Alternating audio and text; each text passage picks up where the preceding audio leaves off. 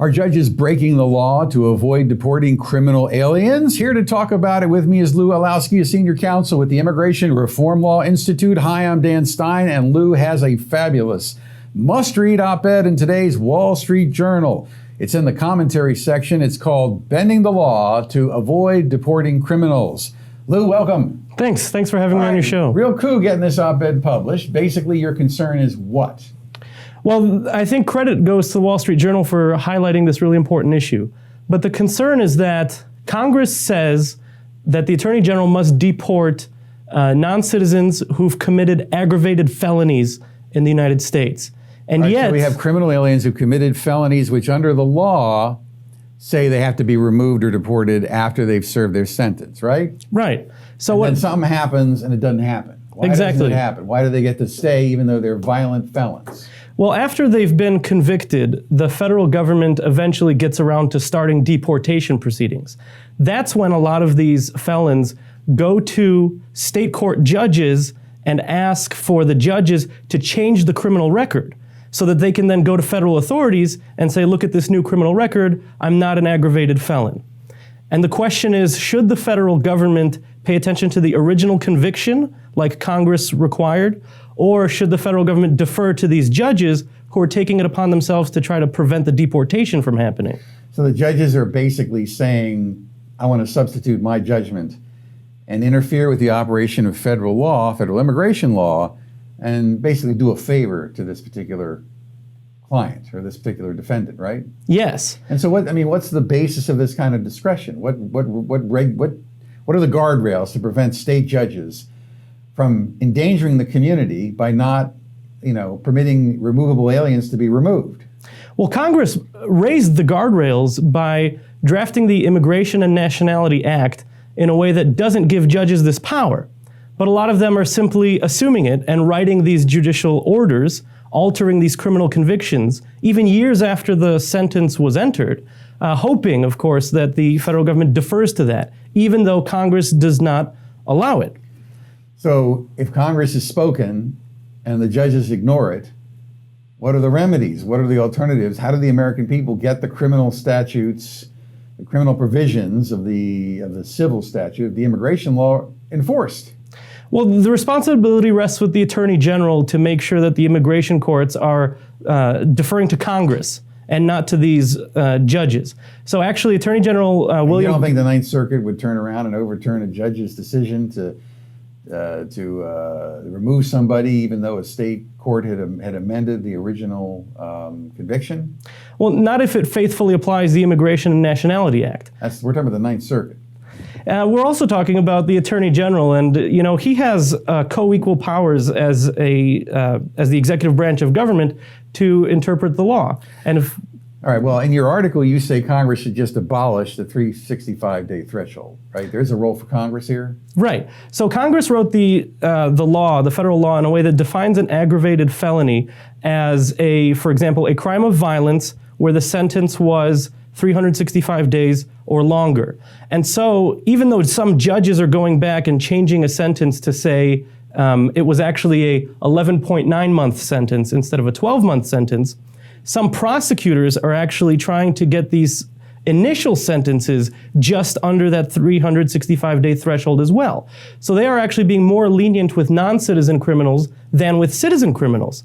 And even some state legislatures are changing the statutes so that the statute punishes certain crimes, including violent crimes and theft crimes, at 364 days instead of 365 days. So when this happens, when prosecutors at the front end and legislators at the front end are preventing even the first sentence from reaching a year, then it prevents the results that Congress intended, namely that criminal non-citizens should be deported. So if Congress changes the law to make it so that a conviction for a violent crime or a theft crime results in deportation, regardless of whether the sentence was 364 days or 365 days, then that would make it more difficult to create these legal loopholes, and instead it would make it easier to protect Americans from non-citizen criminals. Congress, are you listening? Lou Olowski, great piece. Check it out at Wall Street Journal today. I'm Dan Stein. Thanks for joining us, and I'll be back with Matt O'Brien in just a bit. And we're back on Facebook and Facebook Live, and I'm Dan Stein, president of FAIR, and we're talking to Matt O'Brien, FAIR's director of research.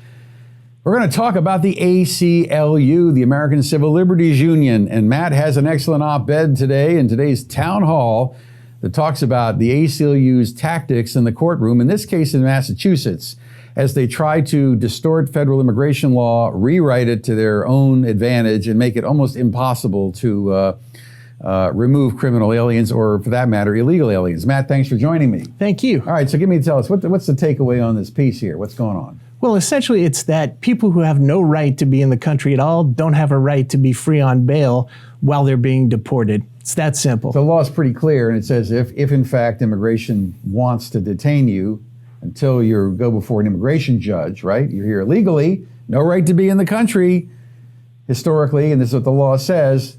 They can, ICE can detain you, right? It's very clear. Being in the United States, if you're not a citizen of the U.S., is a privilege that's extended to you by the government. And the government can revoke that privilege using a simple proceeding, much the way a driver loses a license after a series of infractions. But the ACLU is trying to claim that putting people in detention to keep track of them while we deport them is the equivalent to imprisoning someone to punish them for a crime, which is not the case. Removal proceedings are civil proceedings. All right, so the key to your argument here, Matt, is that there's civil proceedings, right? Contract law, public benefits law, and the right to be in this country is a civil benefit, right? That's correct. And then there's criminal law, and if you're a criminal defendant, you're being incarcerated potentially for a crime, right? And immigration law has nothing to do with criminal law.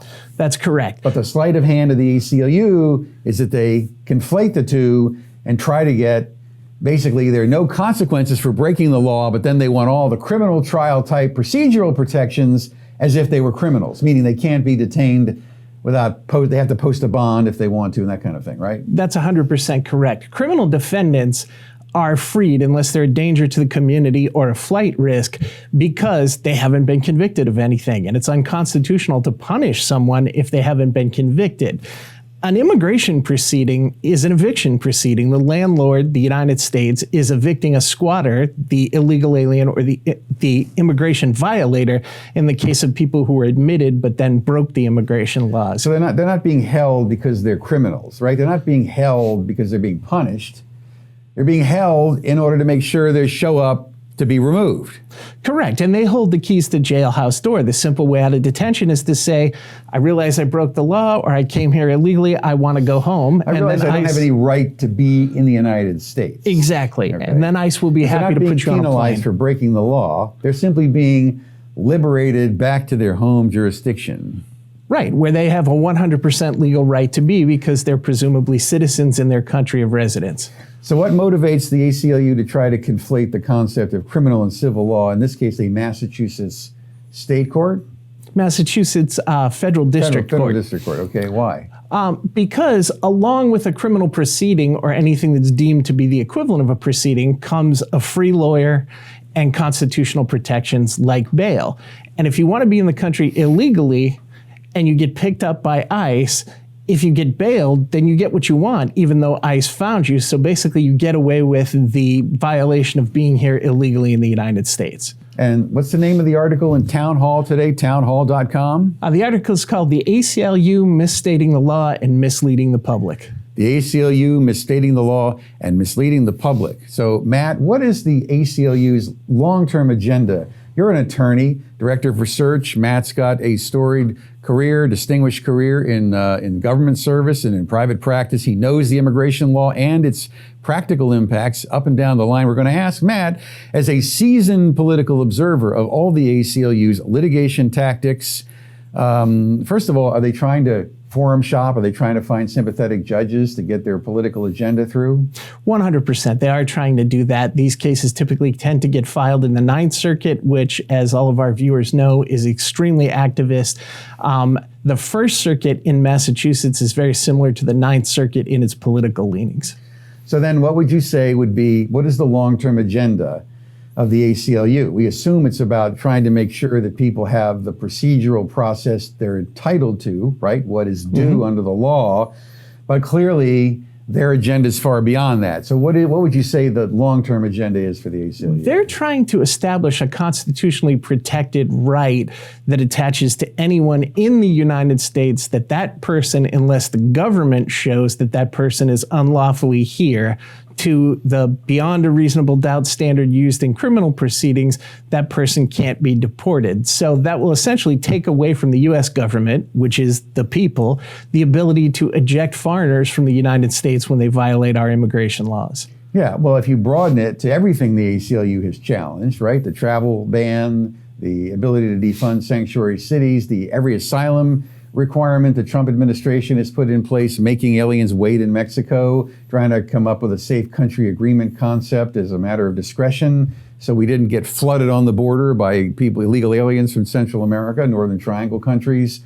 I mean, look, is there anything the Trump administration has tried to do that the ACLU or allied organizations has not already challenged? No, there's nothing. And they also attack states that try to implement laws that are consonant with the federal immigration enforcement scheme too, right? They sue there, right? They do. So where's the beef? What is their ultimate end game? Well, the ultimate end game is to create a right for people to enter and stay in the United States, people who have no connection to the U.S. whatsoever. To destroy the ability of the country to enforce its laws and limit immigration. That's correct. Okay, I'm glad you told me. I told you, right? I mean, you agree with that, though. I agree with that. You're not prone to making, alarmist statements, right?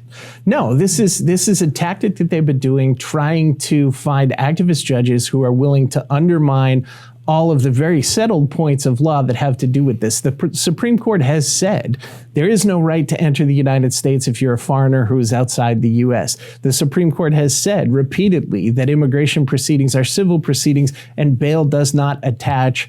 The only reason aliens get bond is because Congress gave the Attorney General the discretion to release certain people. These things are all settled, but the ACLU is forum shopping in order to find judges who want to legislate from the bench and undermine all of these laws because they don't agree with them on political grounds. Well, why doesn't the ACLU just go to Congress like the rest of us and say, we don't like the law, change it?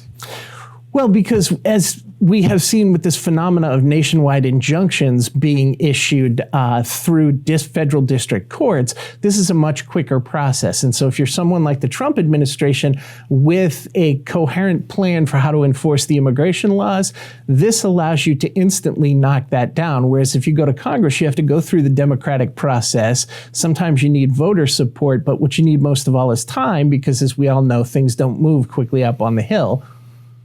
So I think Matt is really saying is that the ACLU doesn't have popular support and could not get Congress to change the law in the way they want, right? That's correct. So they're using the anti-democratic approach of finding politicized judges who are undermining the integrity of the judiciary and allowing these judges, in conjunction with the ACLU, to simply rewrite laws that have been passed by Congress and are supported by the American people.